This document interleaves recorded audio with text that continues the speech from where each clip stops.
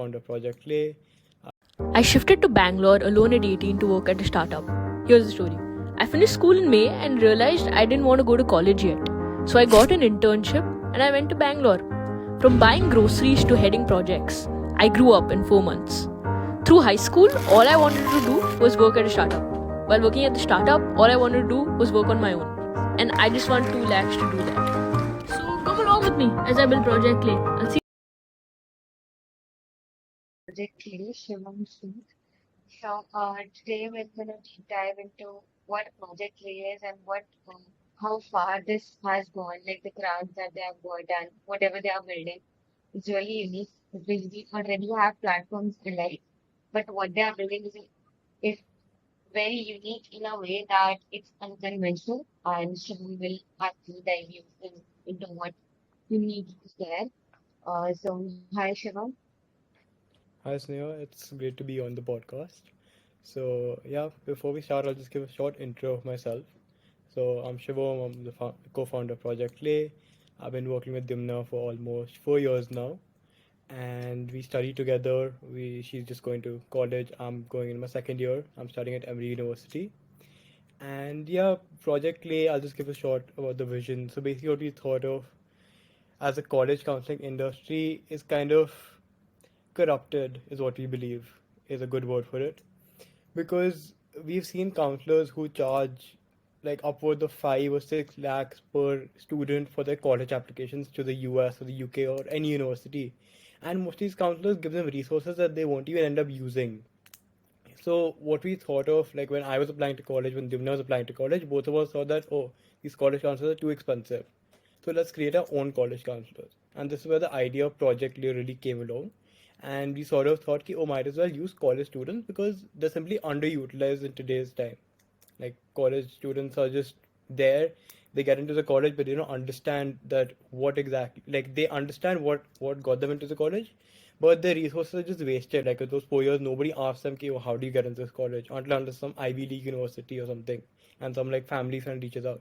So we want to tap into that resource and give students like a cheap alternative that provides better resources and useful resources to them.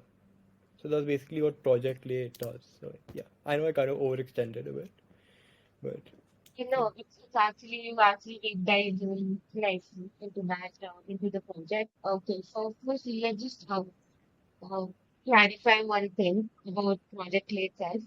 Uh, is it like a platform to learn new skills, get personal guidance or startup guidance, or is it like focused towards college admissions? See, so right now we run two separate arms, I would say. One is focused towards college applications and guidance. So mostly we're looking for students or even professionals who are in this space and want to either build their own startup or create anything they want, any passion project they want. From like say you want to start a podcast like yourself, you want to build a company like Project Lay, you want to start your own NGO, build your own website, anything. So we'll find you professionals or college students who have built something like that, and we'll connect you to them. So that's one arm, and the second arm is of course college counseling, where we focus on your essays, your extracurriculars, anything to help you get into the college you want. So both of them more or less go hand in hand because when you're applying in abroad universities, you need very solid extracurriculars to have a chance of getting into one of the good ones. So it's sort of like hand in hand. Our main focus is college counseling, but of course these passion projects go hand in hand, and all of these college students are trained in that way that they can help you sort of develop these projects over time. Okay, so like it's fully focusing on helping students out with whatever they want to do, like in their ventures, maybe just go to college or maybe start something new that they want Yeah, to. of course. Yeah, Okay, exactly. great. So great. Okay, so as you said, like did the idea come from both facing the issues or it was something else? So, like basically, Jimna and I started working on not college counseling or this particularly, but we started focusing on some other issue. So back when we were in ninth or 10th grade, and Dimna thought that summer schools were too expensive. I personally didn't want to go to summer school, but Dimna thought that they were too expensive because charging 3-4 lakhs for 3 to 4 weeks was just not it. So what we thought was might as well create our own summer program. So we reached out to about 100 separate Ivy League mentors who taught courses with Brooks PNG, which was more or less a similar idea like that, and it focused primarily on providing free summer courses to students. So that ran, we reached over 5,000 kids in 30 plus countries. So I went to college, and Dimna went ahead to try to monetize it by taking a gap year for a year. She took the gap year and she asked parents that, oh, would you be willing to pay for the exploratory summer programs? But knowing the Indian dynamics, no parent wanted to pay for it. So we thought like, and then this is where our vision for Project Lay came along, because these parents were like, oh, we won't pay for summer programs, but we're having issues in college counseling. So we thought that, oh, since we're also applying to college and we're also having this issue, it might be a larger issue than just like me and Dimna. So then that's where this whole idea project and this mentorship and this passion project all started. And yeah, the rest is, well, It started from summer programs application that you know, right? yeah, more or less. Okay. Okay, great. So how did the team come together? Like, how did everyone that you have in the team came together? So, one, like basically right now the main co-founders are Dimna and I, and we have two, three more interns.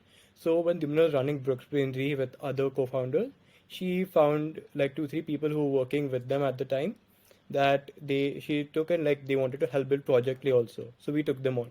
And Dimna, like when Dimna started Project Lay, when she couldn't monetize it at the beginning, it was like the very early stages. And I saw one of Dimna's reels that, oh, she's building Project Lay. And since I knew her from high school, I wanted to reach out to her. I want to ask that, oh, Dimna, it's cool what you're doing. Maybe I want to hop on as a mentor, like as a college mentor, because I was just going to university.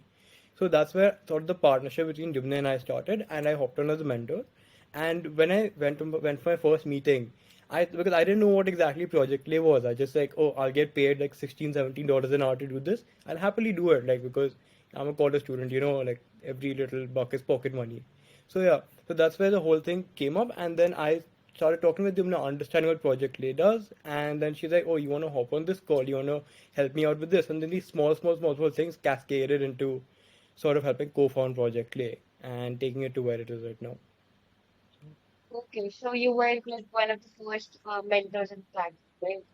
Yeah, one of the very early mentors, like I think the second or the third one probably, and yeah, from there I just started working a lot, giving many hours to the company, and so yeah, eventually we sort of just bonded, and yeah. Great. Okay, so the name also seems really, unique to itself. So how did the name come up? Okay, so the name is a very interesting story actually. Dimna, when she started this, I personally didn't know how the name came up. I had to ask her because I didn't give any contribution to this name. This was all her planning. She told me one day that, oh, I was just talking to some parent during the Brooks Rainy times and trying to monitor the summer programs, and they were like, oh, do you want to mold the student into, like, you mold my kid into being able to go to college? And then this molding sort of gave the rise to the word clay. Like, so that's where the word clay comes from. And then Dimna just joined project because it seemed like we had a mission, because we do have a mission at the end of the day, which is to put the entire industry of college counseling, flip it on its head basically. So that's where the project comes from, and then clay again comes from because we're molding students' lives. But yeah, I don't. I feel like we should go for a rebrand, but it's it's a work in progress. So yeah. Great, great, actually. The name actually seems really unique. That was the theme name when I came to the website and I went through it and then I messaged him back.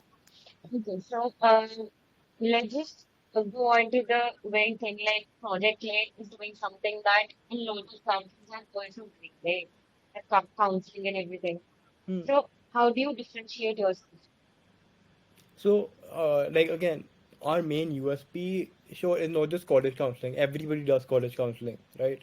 They can find hundreds of thousands of college counselors in India alone. But the main USP we're bringing is that we are not just giving you college students, so we're not giving you a way to get your kid into college. We're giving you older sibling. Like whenever every mentor you talk to, they're not just there. Every mentor right now is either in college or under the age of 24 with us.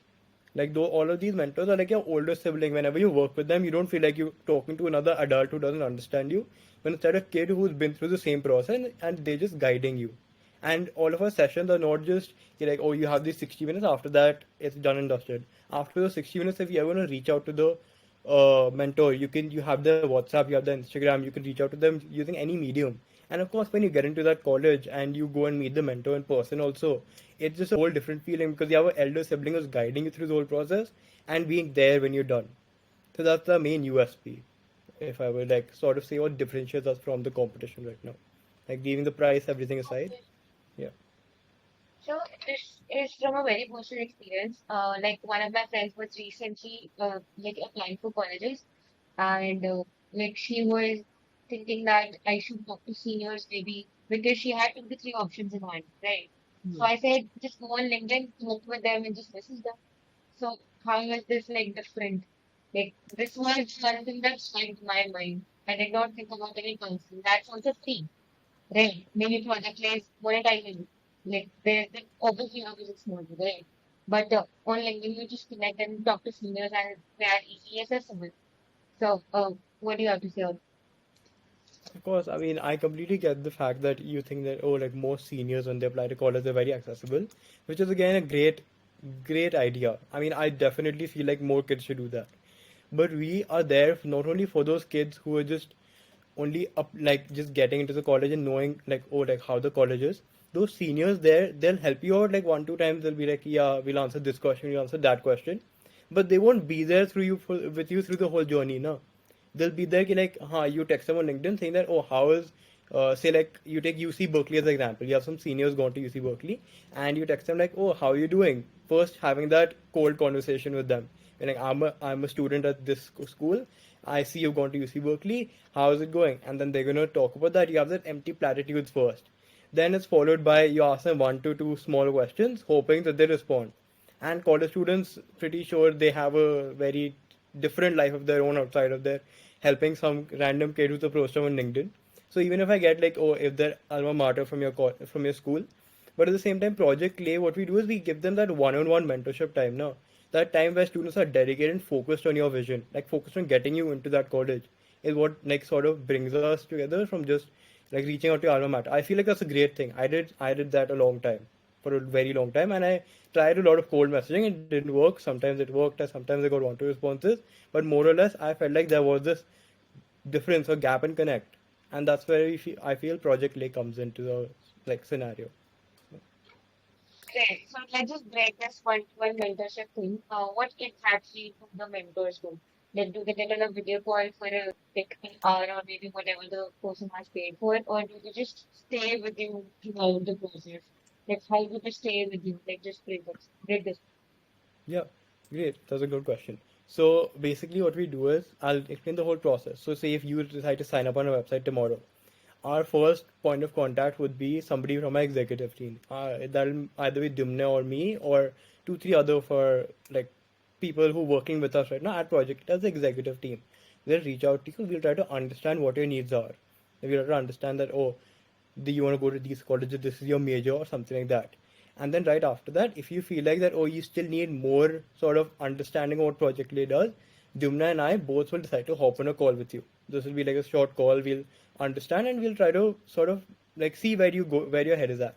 And then right after that, we'll basically you say that you want to go to Yale, you want to apply to Harvard, and you want to apply to UPenn. I'm giving random examples from this one meeting I had, and that major is say business. Then we'll send you a mentor list. So we have about 500 plus mentors across the world, and we'll find like suitable mentors based on whatever conversations we've had, and we'll send you that mentor profile or like a mentor match, we would say.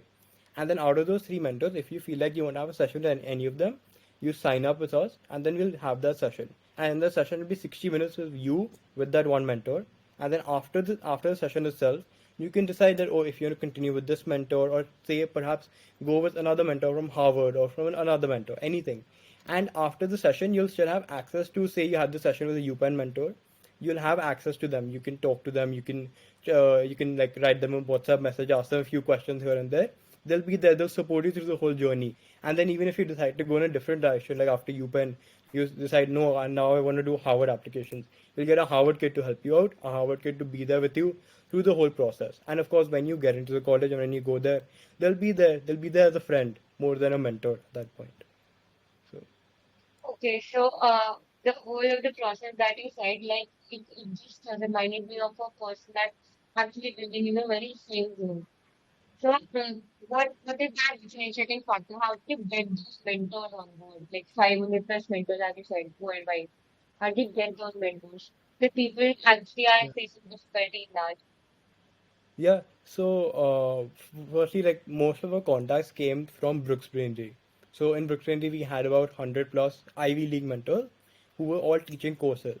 So most of the mentors decided that, oh, no, might as like since the project is transitioning, might as well continue with us because they were really happy with what we were doing. So they decided to continue with us. And then from those mentors, we reached out saying that, like, say if we didn't have a mentor from MIT, we reached out to one of our other mentors and asked him that, oh, do you maybe have someone from MIT who wants to take part in our program? Then they're like, yes, of course, I have this friend because when you go to college, you make all of these friends in like different places, and all of this like from a friend, like all of that stuff. You get that connection, then that's how our network is sort of growing. So like right now we have 500 plus, and we're aiming to grow this network even further so that like right now our fill rate. So fill rate is basically the amount of requests we can fulfill is over 98%. So like say you come to us with any college, 98% of the time we'll be able to find that college for sure. And if you give us two or three colleges, then our fill rate is a 100%. So we'll definitely find your mentor who's the match for you. Okay, great. Yeah. Great. That's actually, a nice way to just go out and reach the mentors. Also, the seniors and all of that, how do you get them? Do you connect with them on LinkedIn and just ask them to come? Yes, that was a time. So basically we I were was, I like, was thinking I, yeah. that would So have happened for sure. that started with a lot of cold emailing and a lot of cold calling, cold messaging, everything we tried. Like five almost like over the course of I don't know how many months, we reached out to about 5, 7,000. I don't even know what number of a very very large amount of people, hoping that someone generously accepts our offer and understands what we're doing and wants to partner with us. Because our initiative is there, our vision is there. It's just getting people on board because once they come with our platform now, all of our mentors stay with us. Like I have barely seen in my tenure, I've barely seen any mentors who've decided not to continue with us or something like that because our services are just so simple for the mentors because they don't need to put in any effort except for the time they're actually getting paid for. So like that 60-minute period they get paid for, and then after that those small conversations they're happy to have that because they see the mentee as a younger sibling rather than anything else. So it's very easy. Like it took a very long time to build that network by cold emailing, cold messaging, cold calling. But once you get the mentors on board, you start talking to them as like an older sibling. Now it gets much easier over time. So Great, great. I was actually thinking that must be one of the ways that you might be reaching out to people. Okay, so apart from all of this, what's past experiences and the internships that you and you have done? Like, so how they have helped you in building maybe just going on with this process at project.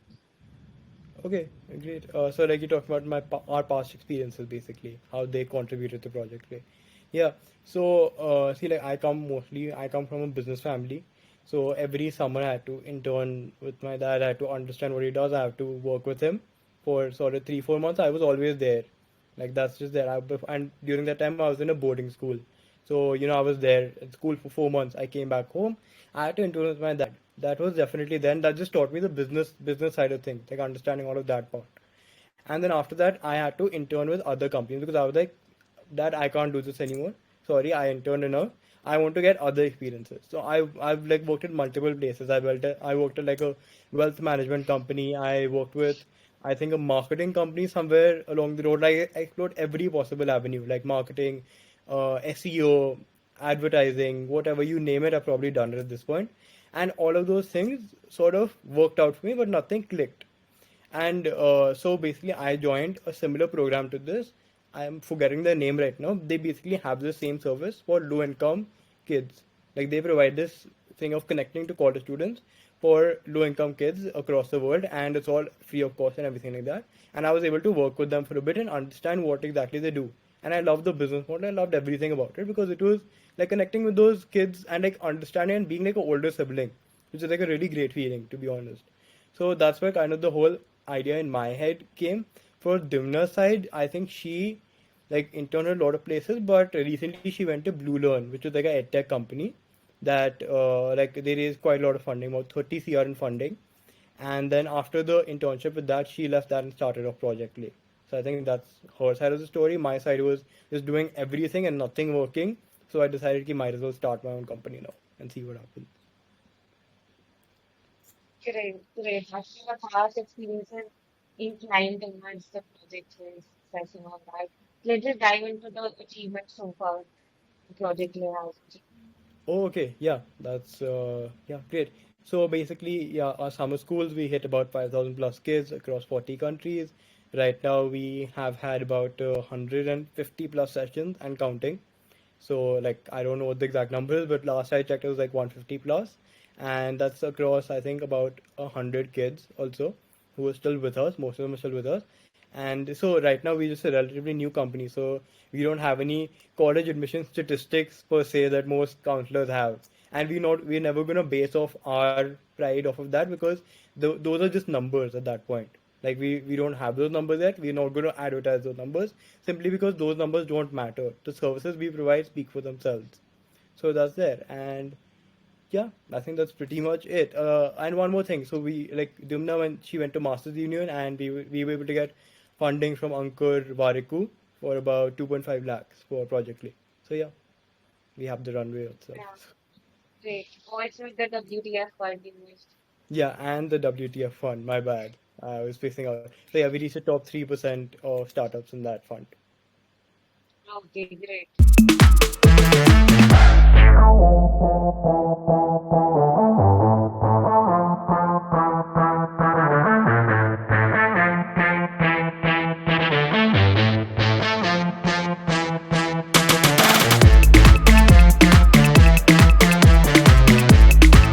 So apart from the side of it, what's going on with the maybe the rejections are always there, right?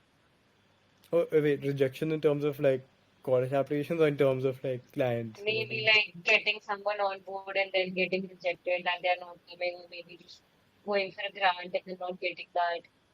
Oh yeah, no, that's definitely there. Like the WTF fund, we reached the top 3%. We weren't able to make the final cut simply because we were just a new company right now.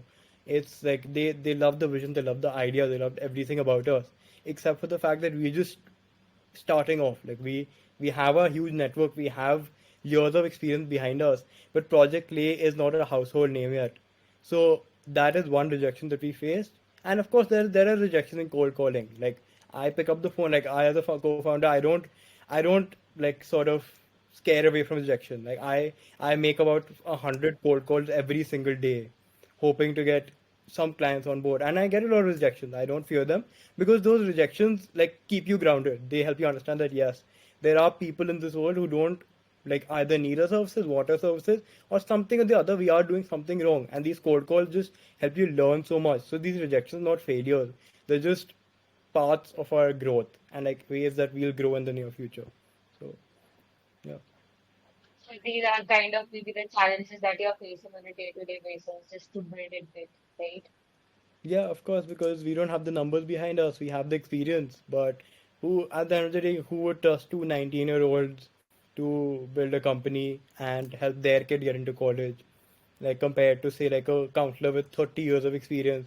Suppose a 30 years of experience charging 4 lakhs per year per kid with like 100,000 students and probably 100 or 200 getting into some good university who they use for marketing. So yeah, it's a long journey ahead. Okay, okay. So, like you guys are just 17, 18 maybe, right? So, Yeah. it takes guts to monetize a project that you maybe put out there.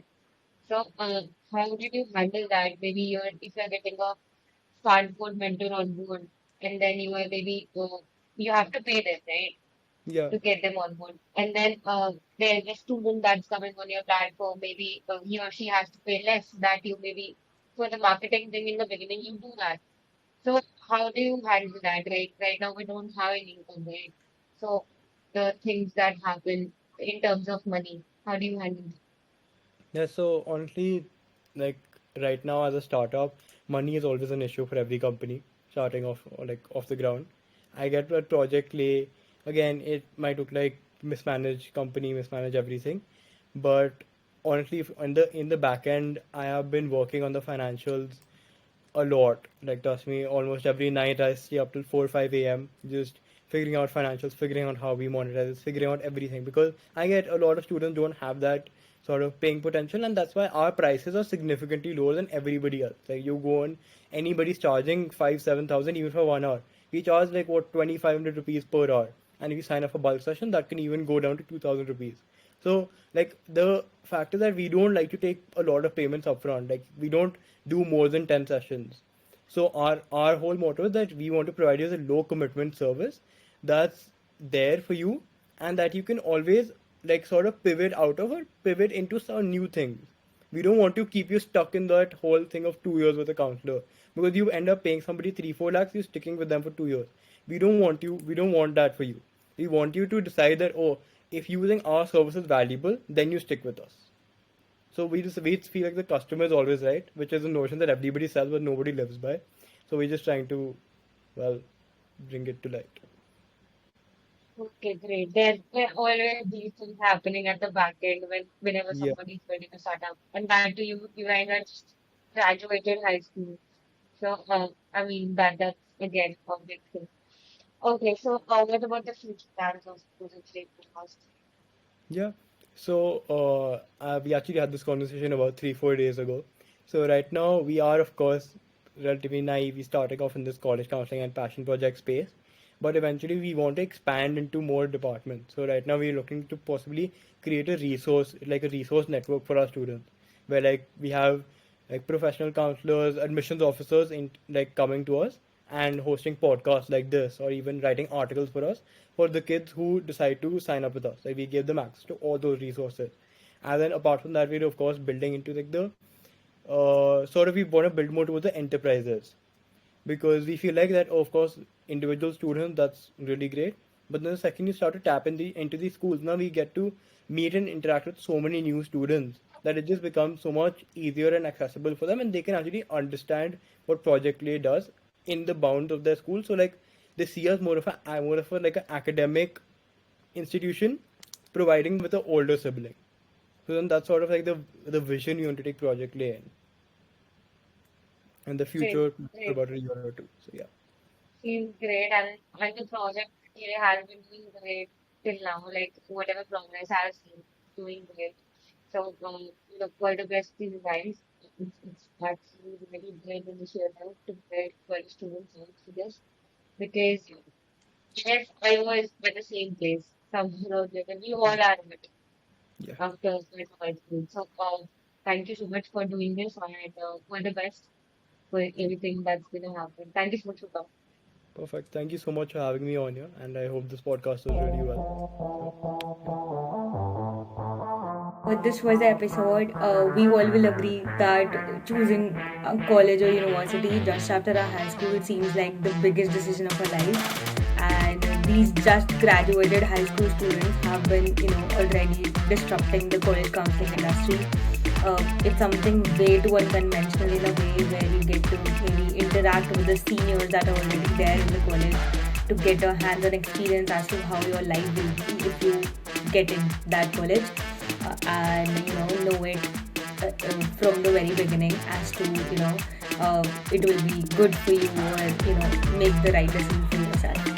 So yes, this was the episode. Hope it was helpful for folks who have maybe just looking for a college counseling, and this episode seemed to be fruitful for them. Yes, thank you so much for listening, and to keep learning in the future, keep learning.